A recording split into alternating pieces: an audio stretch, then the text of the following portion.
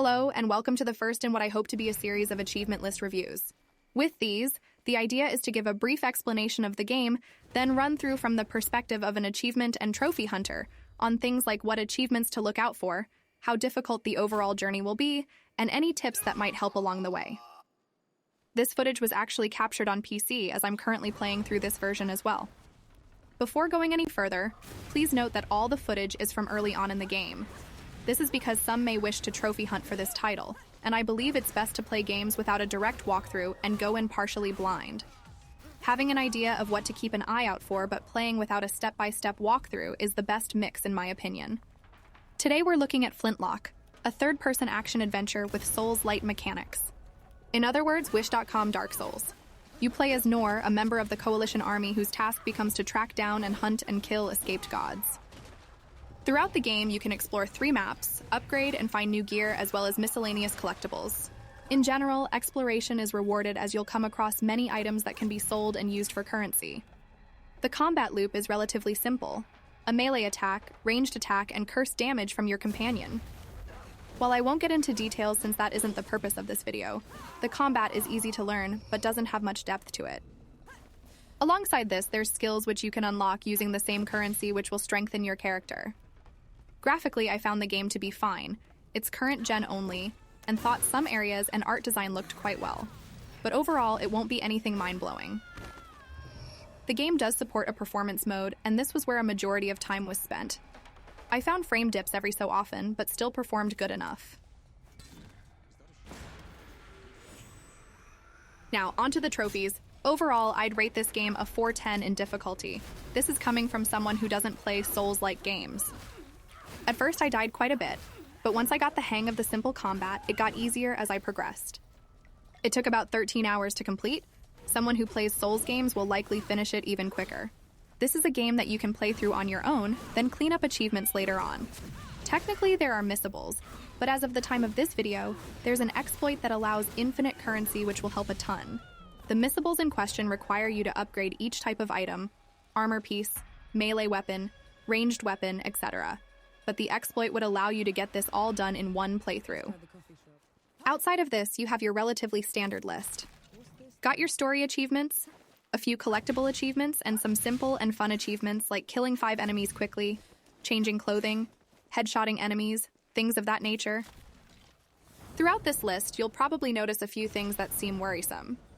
For starters, War Hero requires you to get 50,000 K worth of reputation in a single combo.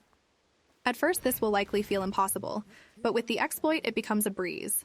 As of the time of this video, it's still functional, and like many of the achievements here, a much more detailed guide can be found on a website like True Achievements. Good Things Come in Threes requires you to beat 3 games of SIBO in a row without defeat. If you try out this mini-game for yourself, you'll likely see how luck-based it feels. Throughout the game and exploration, you'll come across coins which give benefits during these games.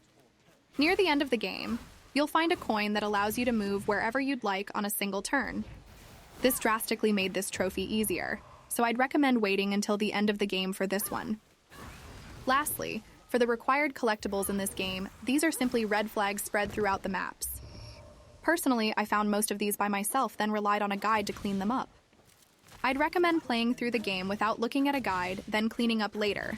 But if you'd like to complete this as quickly as possible, the guides certainly won't spoil anything along the way. And that's it. Those are all the trophies worth flagging from the beginning. You'll notice in the list there are many trophies related to fully upgrading gear or weapons, getting the highest level skill in one tree, but with the use of the exploit near the end of the game, you'll get all of these in a single playthrough. On top of this, it doesn't ruin the overall game experience due to this exploit only being possible near the end of the game, so you won't be able to cheese this and ruin the accomplishment of completing this. Overall, how would I rate this game?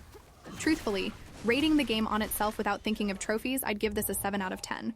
I actually had a better time than expected, but that's likely due to me finding a game to dip my toes into.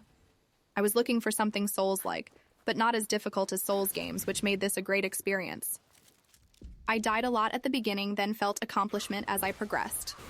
To people who enjoy Souls games, I'd say this would likely be around a 4 or 5 out of 10. The story isn't very enjoyable, it's very plain. The combat doesn't have much depth, but it's enough of a challenge for new Souls-like players to enjoy. For the trophy list rating, Speaking in terms of enjoyment from start to finish and completing it rather than difficulty, I'd give this an 8 out of 10. Nothing felt tedious on this list, and there were random trophies that were easy enough to collect along the way. It felt like everything was tied to completing the game more or less normally, without forcing a completionist to do overly tedious work, or force you to go out of your way just to see a trophy pop.